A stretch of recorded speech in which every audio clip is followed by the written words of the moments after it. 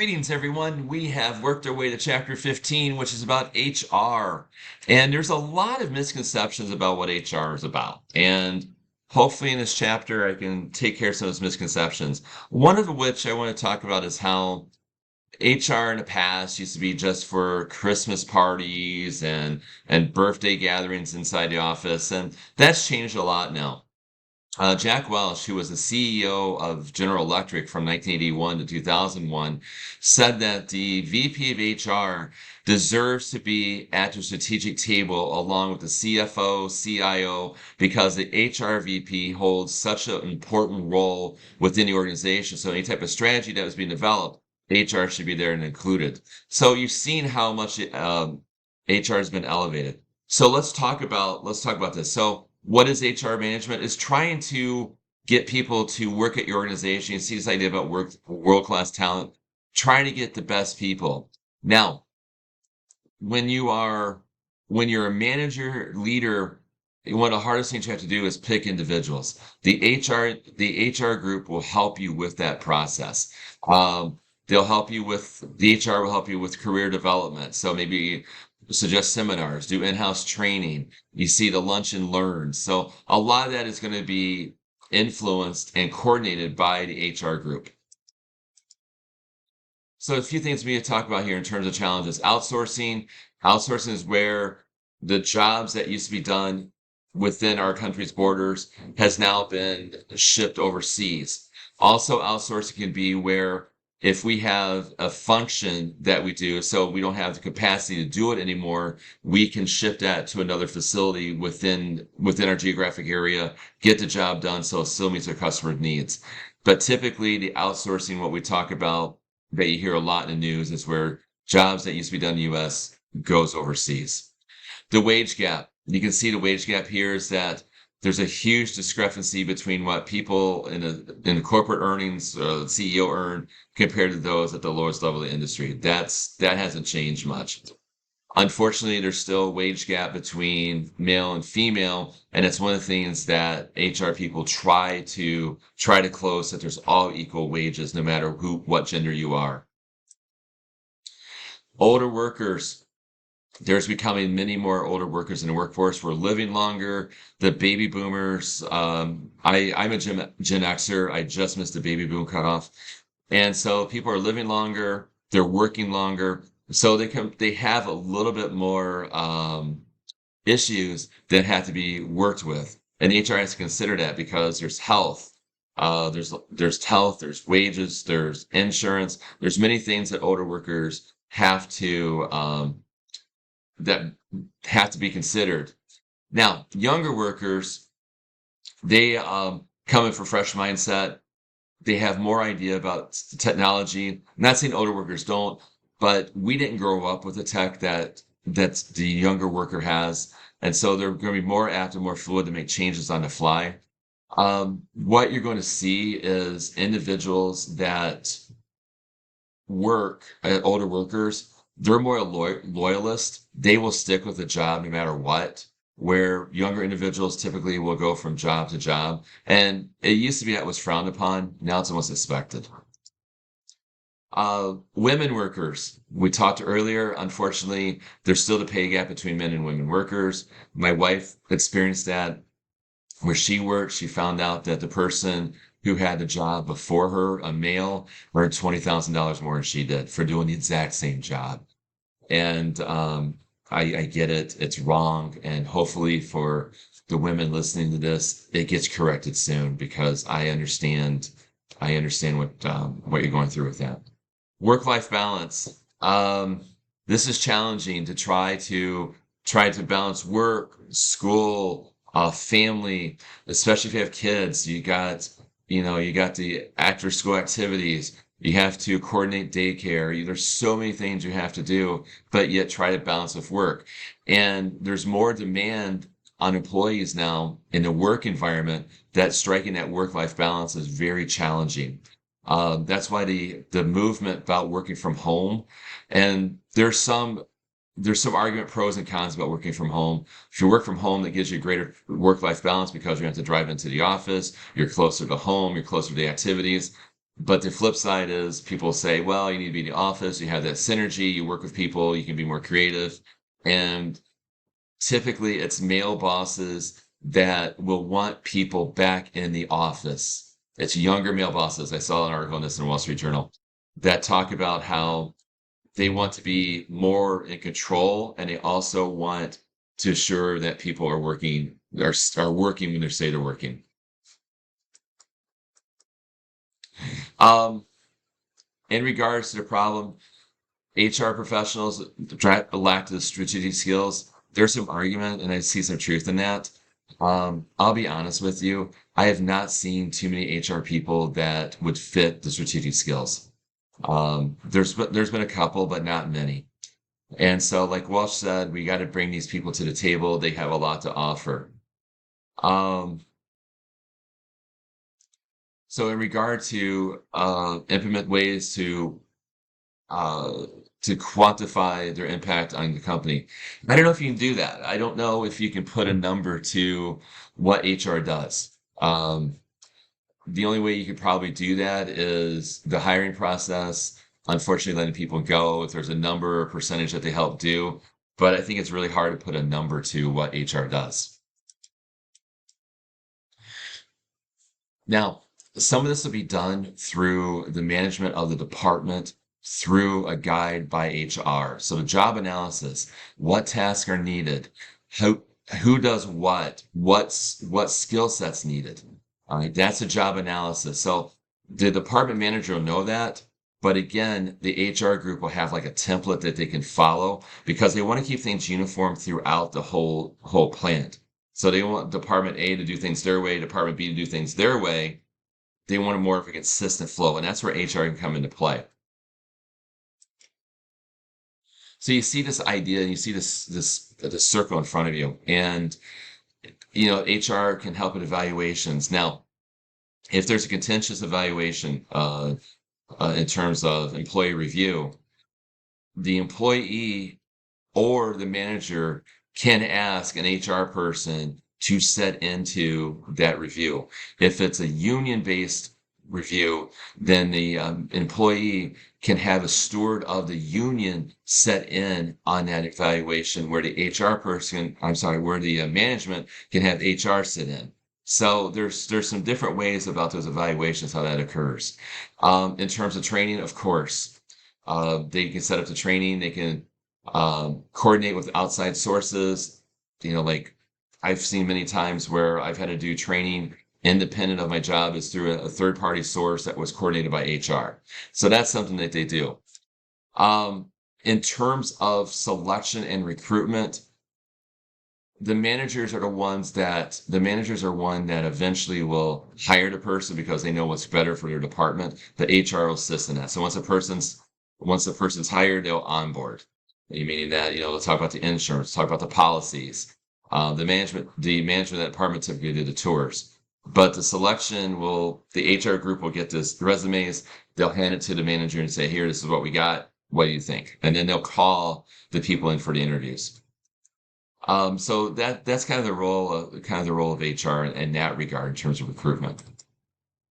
A couple things about finding the right people. This is, like I said, one of the most challenging things. So you'll see the internal recruitment here. That's where you put the job postings within the walls of the facility. And this typically will help promote with morale with employees because they know that there's a chance to move up in the organization. However, there may not be the skill sets internally that's needed for the job. Also, what happens too is that there's a mindset of this is how we do things, and the person internally that's taking over the new job, they're taking over the job, is like, well, person that's it this way, we'll do it this way. Well, that may work, may not work. So you look for external recruitment to get people to fresh blood, fresh ideas, so that maybe things aren't being done the same old, and things can get shook a little bit so that things can improve. That's where external recruitment comes into play. But typically, people will look inside the organization first to hire people. And again, that makes for happier employees. It gives people a chance to say, hey, I can actually advance in this organization and to have a greater commitment to the organization. Um, you've all filled out applications, you've all done interviews. Um, just be careful with interviews that you don't ask the wrong questions. Obviously, you can't ask age, you can't ask any personal information like that.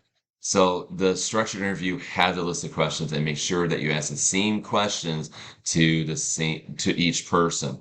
I've had interviews before where the company has asked to record the interviews. I'm like, wow, that's kind of weird. I let them do it, but I felt it was weird. And the reason why I let them do it is I wanted a job. I didn't get it. But now looking back on it, I know why they did the recording because they probably got burned in the past about their hiring process. So now if someone challenges it, they can say, this is the same questions we asked each candidate. It's the answers. Everything was structured the same. So that way they're covered. And so if a lawsuit were to happen against them, they have this evidence that this is what we did. Testing. I've been in a couple places where I've tested. Um, you might get a Myers-Briggs testing, which is a personality test, and you'll see that in a management class. You might see skill sets. Do you have skills specific to this job? So, like if we're in IT, do we have something from IT to prove that we have the skills for it? So that would be one of the things. Drug testing, of course. We've all had to go to a clinic and give a sample and make sure that we're not doing drugs. So we've all done that. Probationary period, typically these are 60 to 90 days to make sure that indeed you are right for the job. This is the time where the employer has the right to let you go if necessary. But hopefully that you've filled your probationary period and you don't have to worry about being let go. Um, contingent employees, these can be your temp agency employees. These could be individuals that you hire for maybe 6 months to do a job. So they don't get benefits. They come in and do the job, they do the work, and that's it. They're completely independent from the organization. Orientation, this is where you go around, see the plant, hopefully meet some people. This is where you learn about the company culture or try to learn about the company culture. One thing about the culture itself, it's going to take you some time to learn it. The people can say, and you're here, yeah, we got a really good working culture here. Well, you don't know until you work at it. Okay. So just go in with an open mind. If someone tells you that, oh, this place sucks, or, you know, they may have a bad experience. Don't let them influence how you feel. Come up with your own opinions about the culture of the organization. On a job training, I think you get a pretty good idea about. You get hired, you do the job, you learn about it. Panera is very good at on the job training. They have they have video training that you watch these videos, fill out these little quizzes, and then you move on.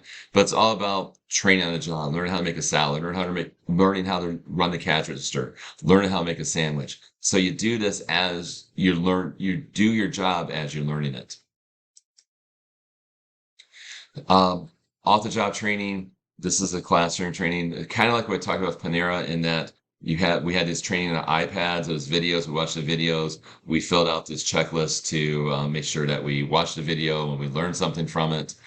And that goes into the computer-based training as well. Now, I go back to off the job training. I've sit in classroom training before where uh, in an HR environment about HIPAA, FERPA. One thing I can tell you about classroom training is that no one wants to be there. And so if you are responsible for classroom training, make it as dynamic as possible, make it as short as possible, and make it as engaging as possible because again, no one wants to be there. All right. So in terms of performance appraisals, hiring people are one of the most challenging things you'll do. Reviewing them is the other. It is much harder to be the appraisor than the appraisee. Now, this is a stressful time for both. And the reason why I say it's harder to be for the appraisor is that you want to be fair. There may be some instances where you have an employee who just doesn't like you. I've had an instance with this where I've had to give an employee their evaluation and they hated me for reasons that I don't want to go into now, but it was one of the few times I've had a person just absolutely despise me. and I had to go give them their review, and it had to be fair. And I met them in their office. They even refused to come to my office, so I went to them, and it was hard. I was fair with them. They the person did a great job. I'll give her her due. She did a great job, and I told her that. And it was a really quick review. She had no questions. She had nothing at all. She just wanted this to be over with. And quite honestly, I did too. And and so it was it was done. It was one of those where I almost called the HR person in, and in retrospect, I probably should have, but we got it. We got through it. We got it done, and so we did it. And we had a tool, a pre-existing tool that was given to me by HR. That's what we used, and I gave feedback. I did a 360 with her, meaning that I got different sources of information about her, and we did it and got through it. But it was tough. And I know from being on the appraisee side, it's much easier to be on the appraisee side than it is the appraiser side, just from that experience alone. Compensation, I think you know about this, how much the individual gets. You want to be competitive, but compensation just isn't just wages and salary. It's also the benefits, the insurance, the tuition, chipping into a retirement account. So there's much more involved than just the net pay that you see in your payroll on the paycheck. It's other things involved. And typically, if you get paid, let's just say that you get a salary of 75,000 a year, chances are that the cost of the company, you to the company, might be $100,000 because of all the insurance and benefits that you get. All right, so different pay structures. I'm gonna go through this. Commission is typically through sales. Just be careful. This drives individuals to do better because they get paid more on what they sell.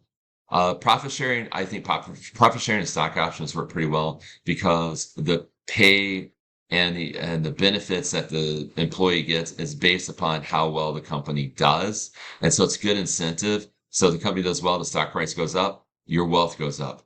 Profit sharing for profits, if the company's making profits, the profit sharing will go part of the cost to the employees at the end of the year. So these are incentive based ways to get employees to do well.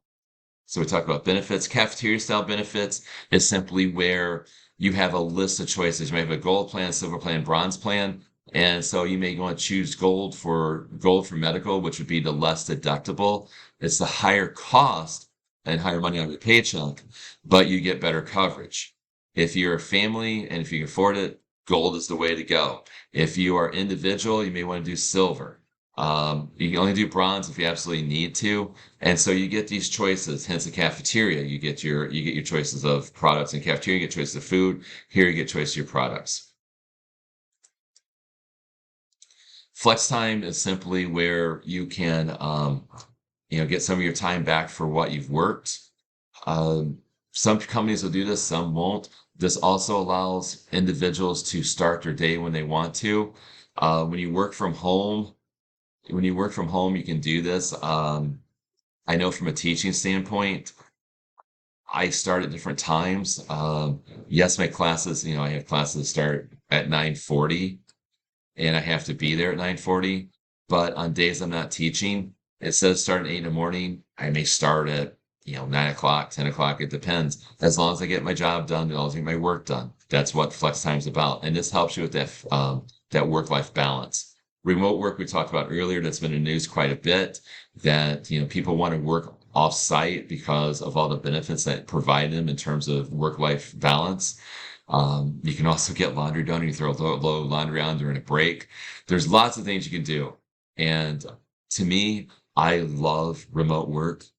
There's others that say, no, no, no, you have to come into office. And more, to me, it's more of a control issue.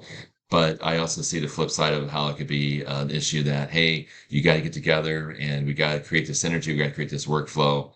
And so there's pros and cons to both. All right. It is hard to let an employee go. I've, I've been let go because of a school closing.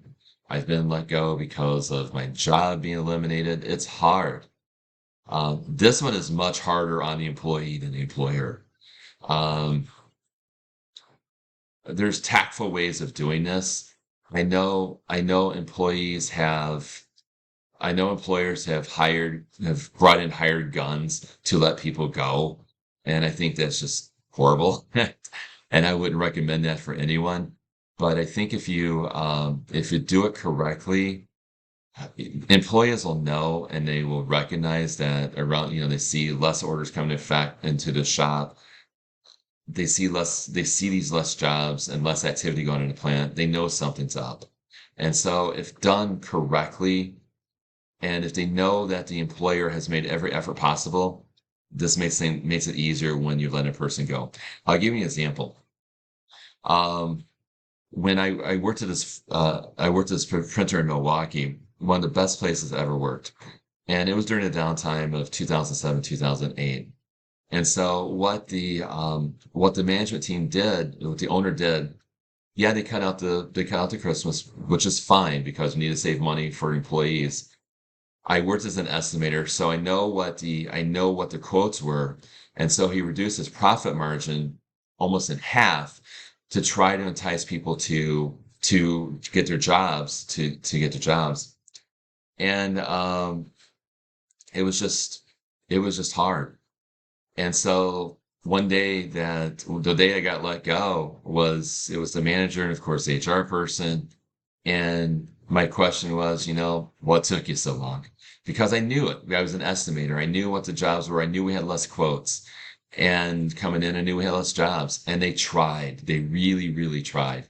And so I was okay with that. And I knew what happened. The hard part is after I said, hey, we don't need you anymore, I had to go teach a class for 4 hours. That was kind of hard to do.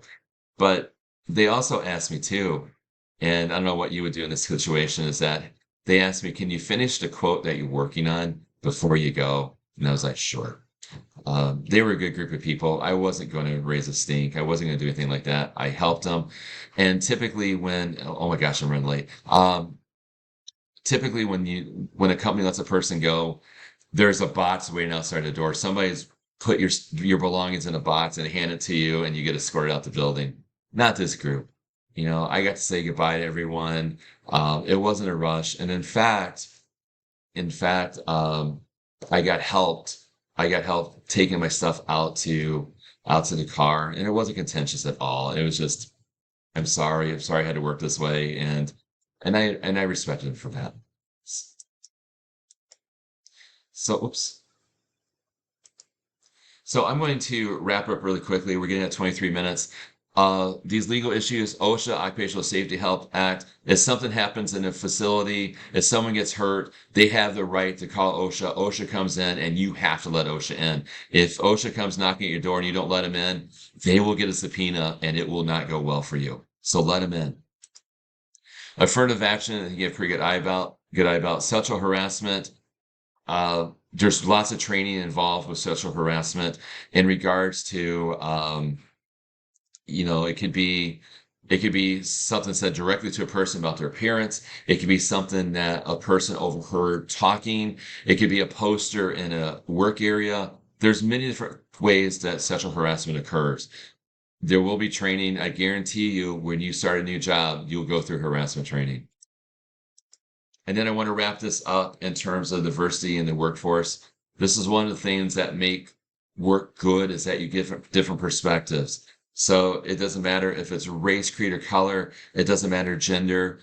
It doesn't matter where you go to school. You will get these ideas and this diversity in the workforce. Embrace it, because you're going to get different perspectives that you probably haven't thought about before, and it'll make you a better person. I promise. All right, this went way longer than I anticipated. So thank you again for listening. I hope you made it this far with me. And if you have any questions, as always, please reach out. Have a terrific day, and we'll see you in chapter 16. Take care.